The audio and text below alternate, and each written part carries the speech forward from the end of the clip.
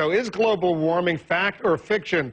Let's get to a debate. John Christie is professor of atmospheric science at the University of Alabama, Huntsville, and Gavin Schmidt is a climate scientist at the NASA Goddard Institute for Space Studies. Gentlemen, thanks very much for coming in.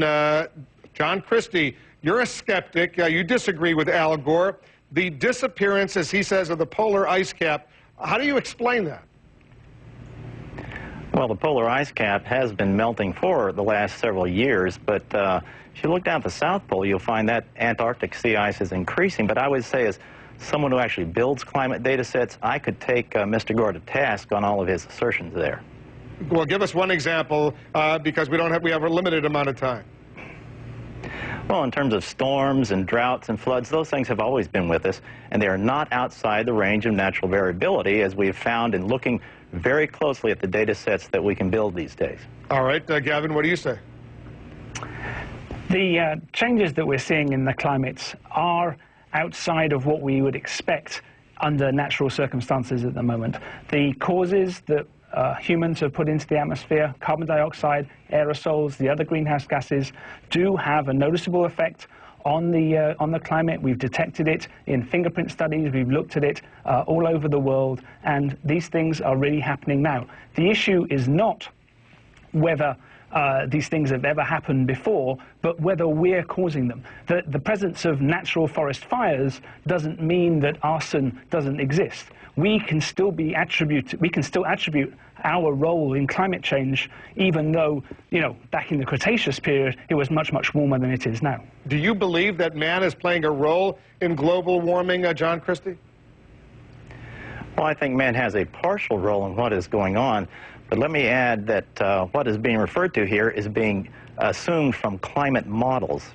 And let me tell you, as someone who actually builds data sets to compare with climate models and the fingerprint strategies and so on, what we find is that I am underwhelmed, as someone would say, with what we see in the ability of climate models to prove anything. They really can't prove anything. Can they, Gavin?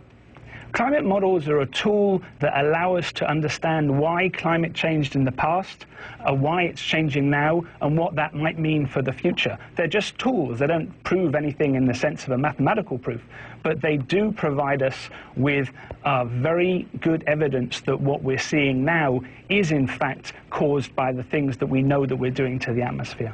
John Christie, do you accept the notion that most scientists around the world agree with Gavin Schmidt and disagree with you?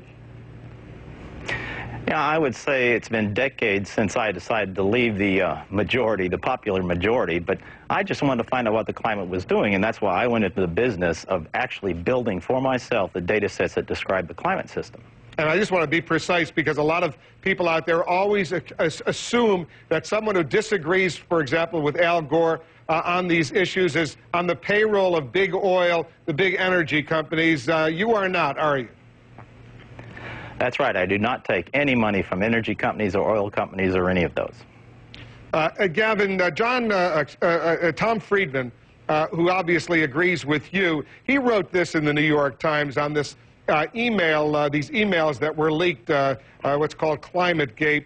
He wrote this, even though he strongly agrees with you. If we don't prepare and climate change turns out to be real, life on this planet could become a living hell, and that's why I'm for doing the Cheney thing on climate, preparing for 1%. But he does go on to say he was very upset about those leaked emails. He says, frankly, I found it very disturbing to read a leading climate scientist writing that he used a, quote, trick to, quote, hide a putative decline in temperatures or was keeping the contradictory research from getting a proper hearing. A lot of people are outraged when they go back 10 years and read that and believe that legitimate scientists were trying to suppress other information.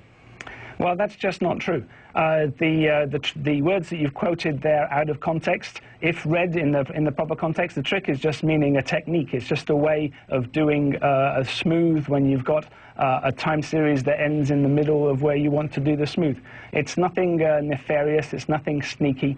The decline that they were talking about was in some tree ring records. Let me interrupt for a second, Gavin, because I take it the individual, the scholar at the head of this institute at East Anglia University has now stepped down because of all of this. Well, he stepped aside while the university is looking into these things, and I think that's perfectly appropriate. People should be able to investigate these things outside of the media storm that's been created over these emails. And let me tell you, if you had had 13 years of your emails poured over by people who are extremely hostile to you, I don't think anybody would survive that unscathed. And this has been very devastating for the people involved, and it's a huge invasion of their privacy. And I don't think we should forget that these emails were stolen. These are not government employees. These are not things that were released under a Freedom of Information Act. These were emails hacked from a mail server at their university and released completely illegally. I don't think that that is something that you should be encouraging, and I don't think that anybody here would really want that even to happen to their worst enemy. Let's let John Christie respond to that. Well, as someone who was derided in many of those emails, I just completely disagree with what Gavin has just said. When they say hide the decline, that's exactly what they were trying to do. It even is in the computer code. I think what this shows, in my view, wrong, John. That's not is true. that I think what this shows, in my view, is that our ignorance of the climate system is enormous, and our policymakers need to know about that. Our ignorance about climate system is very large, but we do know some things. We do know that greenhouse gases are increasing because of human activity. We do know that the planet is warming. We do know that it's warming for the reasons that basic physics tells us that it's warming. There are lots of details and lots of issues that we still need to work on. Obviously, we're all scientists, and we're working on the things that are uncertain. No scientist makes a living by going around agreeing with everybody else's work. We are looking for the places where there is uncertainty. That's where scientists look. But when you do that, you can't forget that science is built on a foundation that goes back to the 19th century. The shape of that building, the whole edifice is not being changed because people are arguing about one or two bricks at the top and which temperature record is the best temperature record or not. Let me just wrap it up because we're out of time. Very quickly, John Christie, I'll go back to the first question I asked you, the disappearance of the polar ice cap. How do you explain that?